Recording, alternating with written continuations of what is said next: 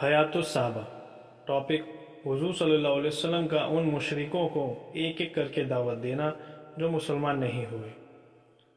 हज़रत मुगीरा बिन शोबा रज़ियल्लाहु अन्हु फरमाते हैं, सबसे पहले दिन जो मैंने रसूलुल्लाह सल्लल्लाहु अलैहि वसल्लम को पहचाना उसका किस्सा यूँ है कि मैं और अबू जहल बिन हिशाम मक्का की गली में जा रहे थे कि अचानक हमारी हुजूर सल्लल्लाहु अलैहि वसल्लम से मुलाकात हुई।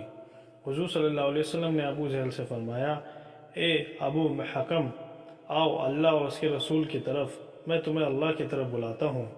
अबू जहल ने जवाब दिया, ए मोहम्मद, क्या तुम हमारे खुदाओं को बुरा भला कहने से बाज नहीं आओगे? आप यही चाहते हैं कि हम गवाही दें कि आपने अल्लाह का पैगाम पहुँचा दिया। चलो हम गवाही देते हैं कि आपने अल्लाह का पैगाम पहुँचा दिया। अल्लाह की कसम, अगर मुझे मालूम होता कि जो आप कह रहे हैं वह हक है तो आपकी पैरवी जरूर करता। यह सुन के हुजूर सल्लल्लाहु अलैहि वसल्लम वापस तशरीफ़ लाए। इसके बाद अबू जहल मेरी और मुतवज्जह होकर कहने लगा, अल्लाह की कसम, मैं खूब जानता हूँ कि जो कुछ कह रहा है वह हक है, लेकिन इनकी बात मैं इस वजह से नहीं मानता कि बनु कुसई में से और बनी कुसई ने कहा कि बैतुल्लाह की दरबानी हमारी ख़ानदान में होगी। हमने कहा ठीक है। फिर उन्होंने कहा हाजियों को पानी पिलाने की खिदमत हमारे ख़ानदान में होगी। हमने कहा ठीक है। फिर उन्होंने कहा मजलिसें शुरा का इंतज़ाम हमारे ज़िम्मे होगा। हमने कहा ठीक है।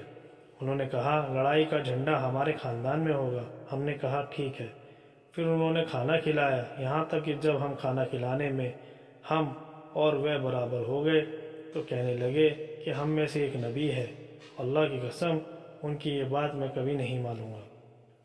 हज़रत इब्न अब्बास रज़ियल्लाहु अन्हु फरमाते हैं, वलीद बिन मुगीरा नबी करीम सल्लल्लाहु अलैहि वसल्लम के पास आया। आपने उसे कुरान पढ़कर सुनाया। देखने में वह कुरान सुनकर नर्म पड़ गया। अबू जहल को ये खबर पहुंची। वलीद के पास आकर उसने कहा, ए चचा जान, आपकी कौम आपके लिए माल जमा करने का इरादा कर रही है।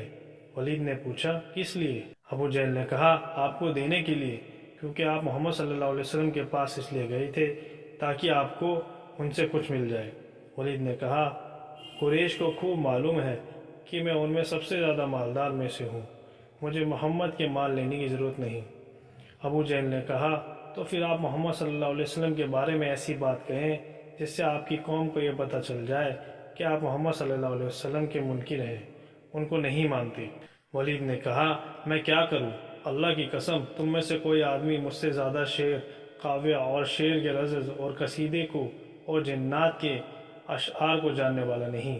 अल्लाह की कसम, वह मोहम्मद जो कुछ कहता है वह उनमें से किसी चीज़ से मिलती जुलती नहीं है, और अल्लाह की कसम, वे जो कुछ फरमाते हैं उसमें बड़ी मिठास और मज़ा और बड़ी खूबसूरती और खिंचाव है। और जो कुछ वो फरमाते हैं वह ऐसा ज़ोरदार पेड़ है जिसके ऊपर का हिस्सा खूब फल देता है, नीचे का खूब हरा भरा है, और आपका कलाम हमेशा ऊपर रहता है, कोई और कलाम उससे ऊपर नहीं हो सकता। आपका कलाम अपने को नीचे वाले कलामों का तोड़ कर रख देता है। अबू जहल ने कहा, आपकी कौम आपसे उस वक्त राज़ी नहीं होगी जब तक आप उनके खिलाफ कुछ नहीं कहेंगे। वलीद ने कहा, अच्छा ठहरो, मैं इस बारे में कुछ सोचता हूँ।